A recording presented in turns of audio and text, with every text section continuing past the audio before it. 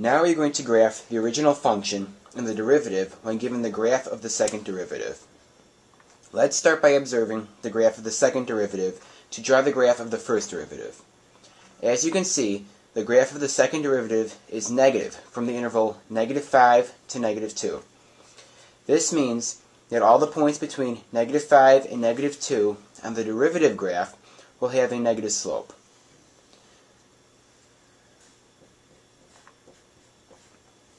Next, we observe that from -2 to 1 on the second derivative graph, the slope is 0 at the value y equals 2. This means that on the interval -2 to 1 on the derivative graph, the points will have a slope of 2. Finally, let's look at the interval 1, 5 on the graph of the second derivative. From 1 to 3 on the graph of the second derivative, the values are positive, which means that from 1 to 3 on the derivative graph, the points will have a positive slope. From 3 to 5 on the second derivative, the values are negative, which means that from 3 to 5 on the derivative graph, the points will have a negative slope.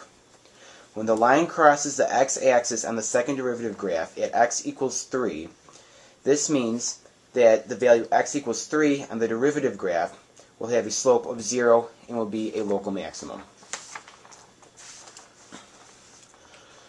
Once we have the graph of the second derivative, we can graph the original function.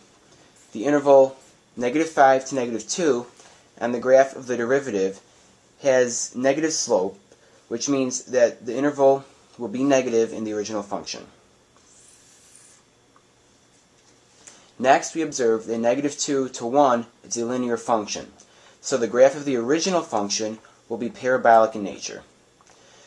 However, it is important to note that there is a corner at x equals 1 on the derivative graph, so there is a hole in the original function at x equals 1. Finally, from 1 to 5 in the derivative graph, all values are positive, so the slopes in the original function in this interval are positive and reach a maximum at x equals 3.